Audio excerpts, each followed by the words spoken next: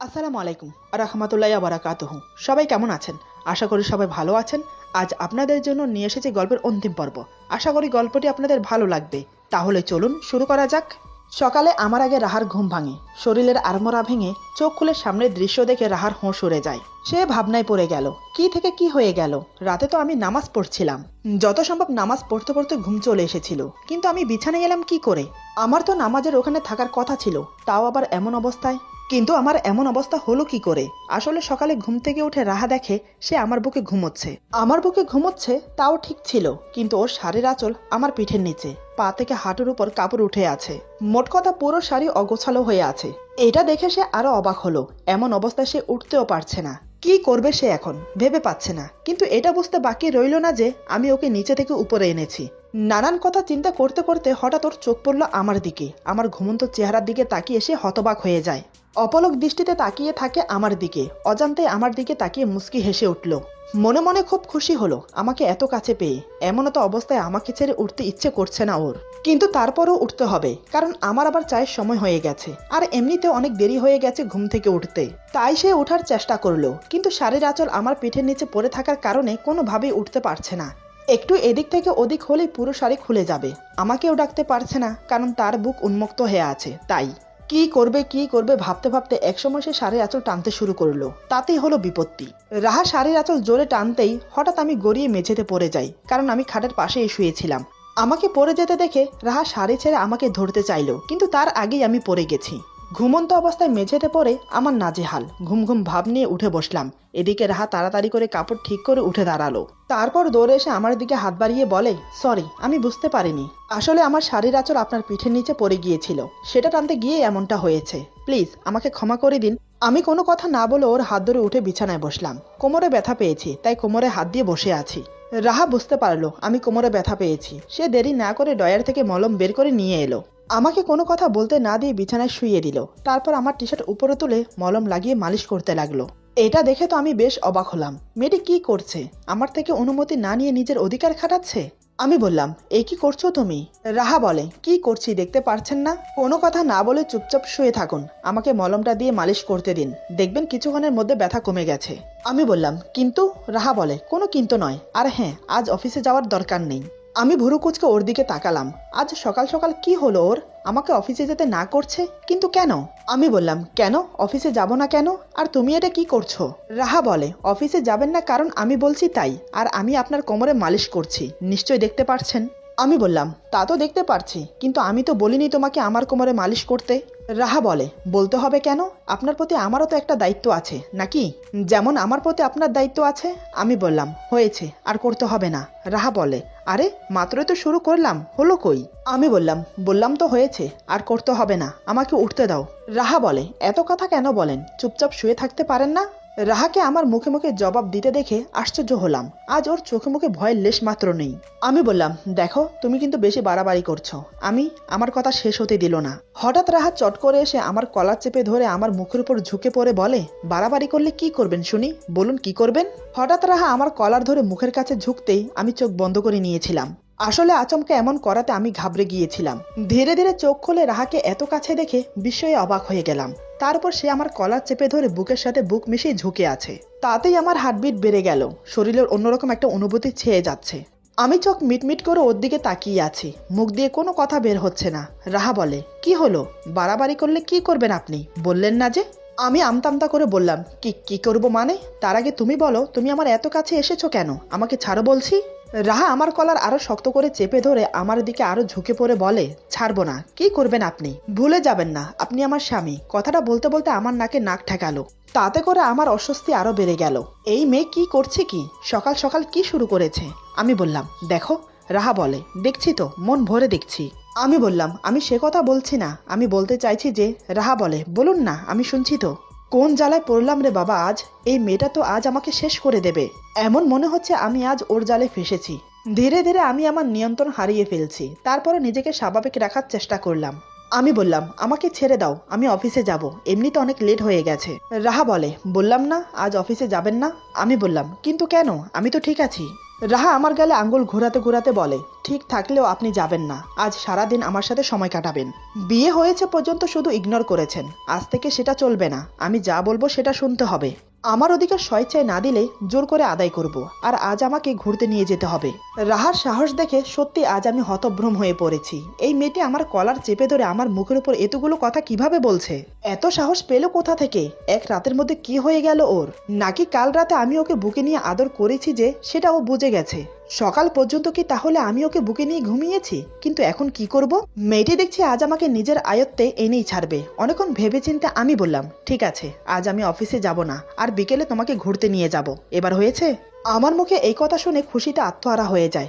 রাহা মুখে চওড়া হাসি ফুটিয়ে বলে, কি সত্যি আপনি আমাকে ঘুরতে নিয়ে যাবেন? আমি বললাম, নিয়ে যাব। রাহা বলে, আমার তো বিশ্বাসই হচ্ছে না যে আপনি আমাকে ঘুরতে নিয়ে যাবেন। তবে আজ কিন্তু অফিসে যেতে পারবেন না, সারাদিন আমার সাথে সময় কাটাবেন। কি থাকবেন তো? কথাগুলো মলিন মুখ করে বলে রাহা। আমি বললাম, আজকের দিনটা তোমার, আজ আমি অফিসে যাব না, আর তুমি যা বলবে তাই শুনবো। কি খুশি তো? আমার কথা শুনে রাহার চোখ মুখ উজ্জ্বল হয়ে উঠল খুশিতে। আজ যেন সে না চাইতেও আকাশের চাঁদ পেয়ে গেছে হাতে। রাহা বলে, আমি জানতাম আপনি আমার কথা রাখবেন, মনে মনে এই বিশ্বাসটুকু ছিল আমার। আজ আমি অনেক খুশি যে আপনার মতো একজন মানুষ আমার স্বামী। আপনি অনেক ভালো, তাই তো আমি আপনাকে এত ভালোবাসি। কথাটা বলে সাথে সাথে আমার গালে একটা চুমো দিয়ে আমার উপর উঠে শুয়ে পড়ে, দু হাতে শক্ত করে জড়িয়ে ধরে রাখে। আজ ওর কথা শুনে এবং ওর মুখ থেকে ভালোবাসার কথা শুনে নিজের প্রতি নিজেকেই খুব অসহায় লাগছে। মেয়েটি কত সহজভাবে অনায়াসে বলে গেল সে আমাকে ভালোবাসে, আর আমি প্রতিনিয়ত তাকে অবহেলা করছি। ভালোবাসা তো দূরের কথা, আজ ওর ছোঁয়ায় আমাকে আরো আকৃষ্ট করছে ওর প্রতি। ওর মিষ্টি চেহারাটা দেখে খুব মায়া হচ্ছে। পাগলিটি আমাকে কিভাবে জড়িয়ে ধরে রেখেছে। রাগ হওয়ার বদলে অজান্তে মুখে হাসি ফুটে উঠল। আমি ওকে কিছু বললাম না, কেন জানি না আজ ওর ছোঁয়া আমার খুব ভালো লাগছে। মন চাইছে আরো কাছে পেতে, আরো কাছে। যতটা কাছে আসলে দুজন মানবী একে অপরের সাথে মিশে যায়, এমন করে কাছে পেতে চাই। রাহা এখনো আমার বুকে মাথা রেখে আমাকে জড়িয়ে শুয়ে আছে।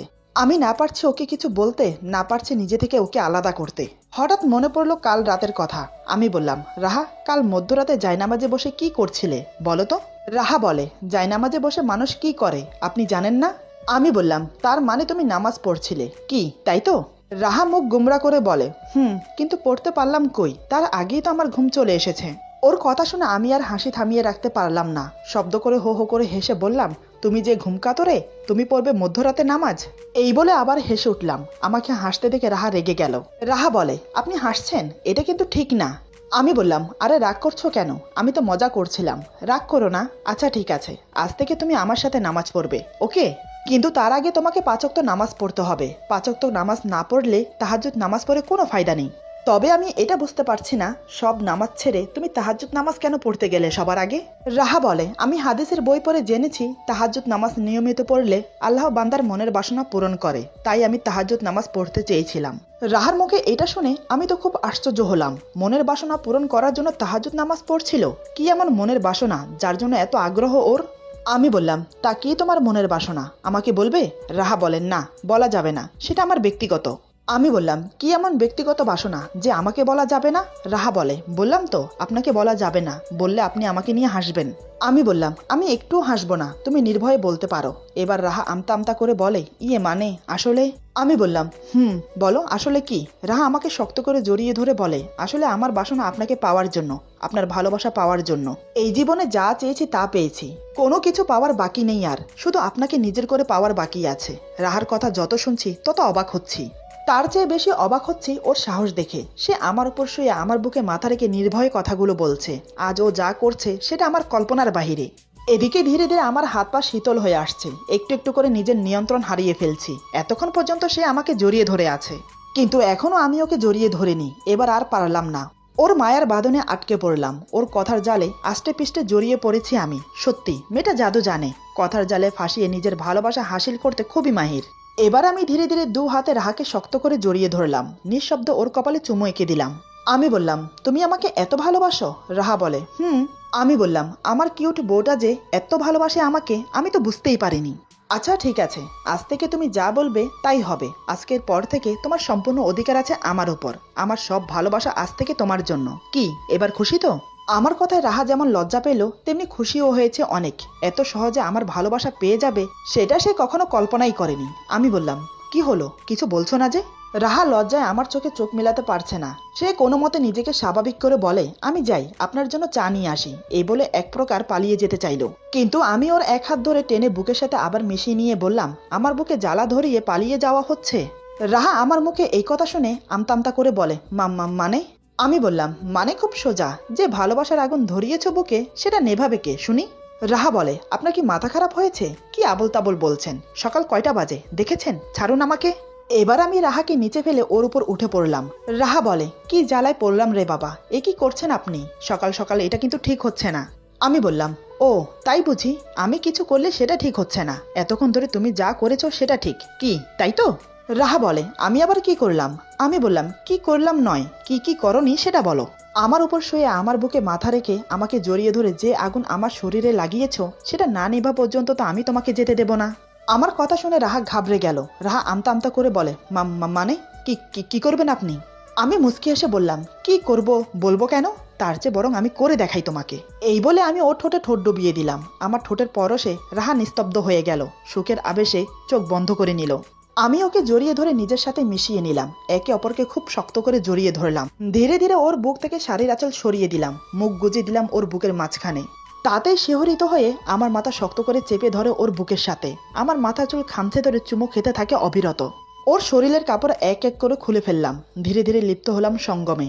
রাহা অনেক বাধা দেওয়ার চেষ্টা করলো, কিন্তু আমি ওর কোনো কথা শুনলাম না। আসলে দিনের বেলা এসব করতে লজ্জা করছিল। রাহা একটিবারের জন্য চোখ খুলে দেখেনি। সেই যে চোখ বন্ধ করেছিল এখনো পর্যন্ত চোখ বন্ধ করে আছে। এইদিকে আমার মুখে পরিতৃপ্তির হাসি। যৌন মিলন যে এত সুখময় আগে জানতাম না। একসময় ক্লান্ত হয়ে ওর উপর শুয়ে পড়লাম। ওর বুকে মুখ গুজে জোরে জোরে নিঃশ্বাস নিতে লাগলাম। রাহা আমার মাথা চুলে হাত বুলিয়ে বলে, সকাল সকাল এটা কি হলো? এটা কিন্তু একদম ঠিক হয়নি। আমি ওর বুক থেকে মাথা তুলে ওর নাক টিপে ধরে বললাম, কেন এমন ভাবে বলছো যেন তুমি মজাই পাওনি? আমার কথা শুনে রাহার মুখ লজ্জায় লাল হয়ে যায়। রাহা বলে, ছি, আপনার মুখে কিচ্ছু আটকায় না।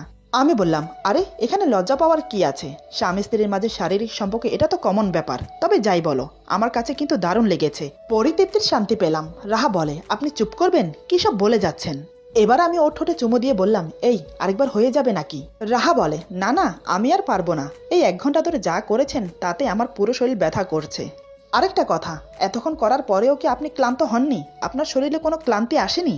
আমি বললাম, আরে ধুর, এটুকুতে কেউ ক্লান্ত হয় নাকি? আমার তো আরো মন চাইছে। এই হয়ে যাক না একবার। রাহা বলে, না, অনেক বেলা হয়ে গেছে, আমাকে ছাড়ুন, উঠতে হবে আমাকে। আমি বললাম, ধুর, এটুকুতে তুমি ক্লান্ত হয়ে গেলে? কোথায় ভাবলাম আজ সারাদিন। রাহা আমার নাক টেপে দিয়ে বলে, সারাদিন কি? হ্যাঁ, বাড়িতে মা বাবা আছে, সেই দিকে আপনার কোনো খেয়াল আছে? তারা কি ভাববে বলুন তো? আর এমনিতেও আপনারা ছেলে, আপনাদের কোনো ক্লান্তি আসবে না। সব সমস্যা তো শুধু মেয়েদের। আর এই প্রথম শারীরিক সম্পর্ক করেছি, প্রথম একটু তো সমস্যা হবেই, সেটা নিশ্চয় বুঝতে পারছেন। আমি বললাম, ঠিক আছে ঠিক আছে, আমাকে এত জ্ঞান দিতে হবে না, তবে রাতে কিন্তু ছাড়বো না, সারা রাত কিন্তু চাই। রাহা এবার আমার কপালে একটা চুমু দিয়ে বলে, শুধু রাত কেন, যেদিন আপনি আমাকে বিয়ে করেছেন সেদিন থেকেই তো আমি আপনার হয়ে গেছি। যখন মন চাইবে তখন আপনার ভালোবাসা আমার উপর উজাড় করতে পারেন। আমি ওর ঠোঁটে চুমু দিয়ে বললাম, তোমাকে আমি সারা জীবন ভালোবাসবো, কখনো কষ্ট দেব না। এতদিন তোমাকে অবহেলা করার জন্য সরি, প্লিজ আমাকে ক্ষমা করে দাও।